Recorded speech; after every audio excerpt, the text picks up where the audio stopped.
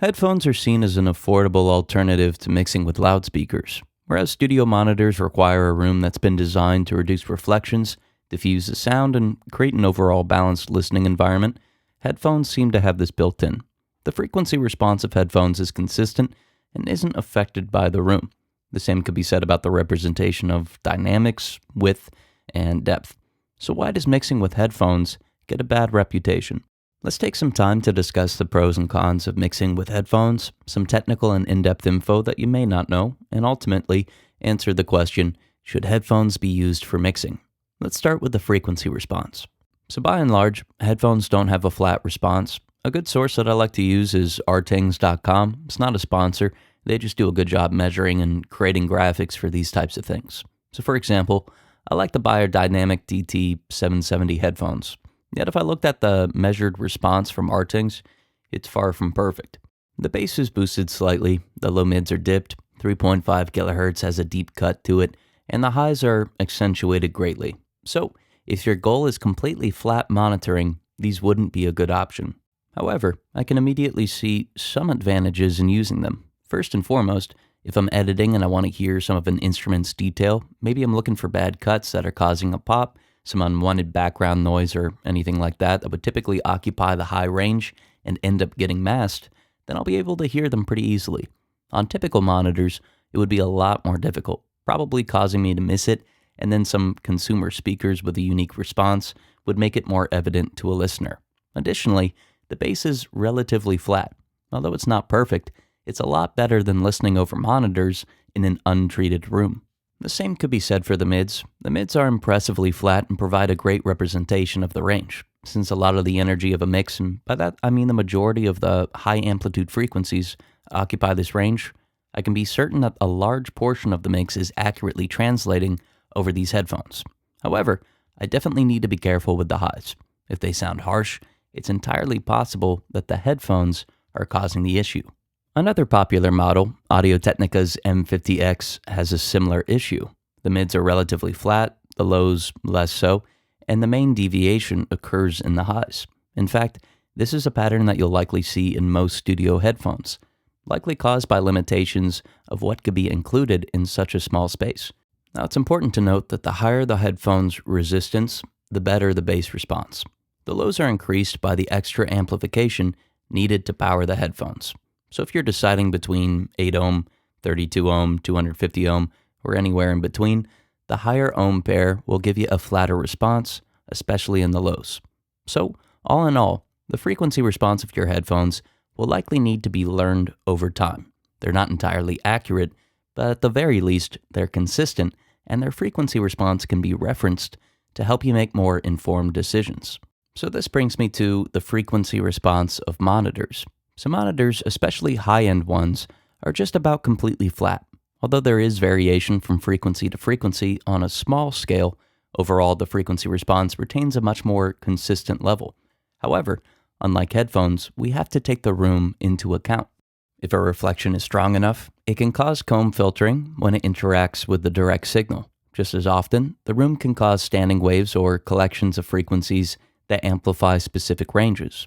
So, although monitors are designed to have a flat frequency response, these measurements, adjustments, calibrations, etc., are made in the context of an anechoic chamber, which is a room without any reflections.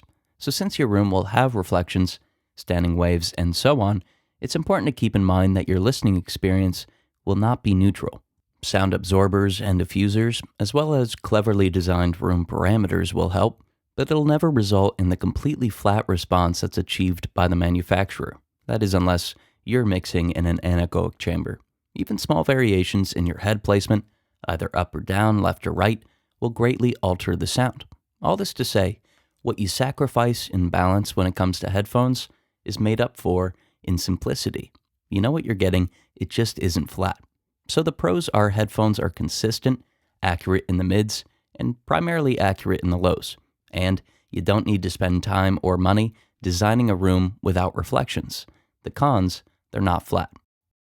Get professional analog mastering that accurately translates what you hear in your head. Seriously though, when people work with us, they get results. That's why major industry professionals like Keith Urban's producer Aaron Schurz works with us.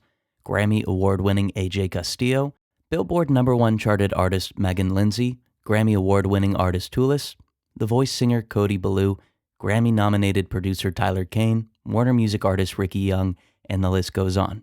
Watch the rest of this video, and at the end, use the link in the description to get direct access to us for personalized analog mastering that accurately translates what you hear in your head. But there's one more element of headphones I want to cover that's often considered a flaw, that being the limited soundstage. So a limited soundstage means the sound doesn't have a large array of directions from which it's coming. If you have monitors in front of you, some of the right channel is hitting the left ear, meanwhile some of the left channel is hitting the right ear. Simultaneously, reflections are hitting both ears, giving a sense of space, depth, width, similar to that of a real-life performance. Headphones, on the other hand, don't really have this. The right channel is isolated to the right ear, the left to the left ear, unless you're wearing them backward, and the result is a sound that feels as if it's internal. The DT770 headphones I discussed earlier have a small soundstage, not terrible, since the speakers are placed slightly off of the ear, resulting in interaction with the ear's pinna, but not considered good by any means. As a result, mixing on headphones might mean attempting to add the soundstage in through additional effects like reverb, binaural placement, delay, and any other technique that can create an artificial environment. When played back on stereo speakers, a mix done this way may have too much reverb or too many effects to create the sense of space typically created by the loudspeakers. But I'm going to argue that this isn't a bad thing, at least not for mixing and mastering engineers. The majority of records are listened to using earbuds, meaning listeners have a very small soundstage. In fact, the internal perception of earbuds is significantly worse than with studio headphones. The sound bypasses the pinna entirely and delivers sound directly to the ear canal. So, if you were to mix over monitors and rely on the soundstage that they provide, you may not consider how lacking the artificial soundstage will be when they're played back on earbuds. Since headphones have some soundstage, not as impressive as loudspeakers and not as narrow as earbuds, I believe they make a great middle ground. If you create a soundstage that sounds good on studio headphones, it'll translate as a little dry on earbuds and a little too ambient on speakers, but at the very least, the effect isn't extreme. With all of that in mind, let's answer the original question, should headphones be used for mixing? In short, yes. They offer a much more consistent monitoring experience for the majority of mix engineers. If you can afford to condition a room, then studio monitors will make a great primary or secondary addition to your monitoring setup. However, if you have a couple $100s to spend on monitoring, a good pair of high-resistance headphones is your best bet.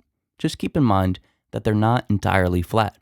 Take some time to listen to records on them and learn their sound. If it's available, take a look at their measured frequency response.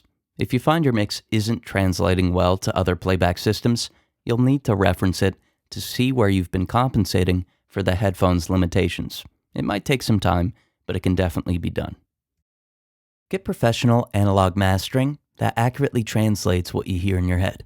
Seriously though, when people work with us, they get results. That's why major industry professionals like Keith Urban's producer Aaron Schurz works with us, Grammy Award-winning AJ Castillo, Billboard #1 charted artist Megan Lindsay, Grammy Award-winning artist Toulis, The Voice singer Cody Ballou, Grammy-nominated producer Tyler Kane, Warner Music artist Ricky Young, and the list goes on. Why waste your time creating masters that don't accurately translate what you hear in your head when you could instantly fix a problem by clicking the link in the description and working directly with professionals who have already done what you're trying to do?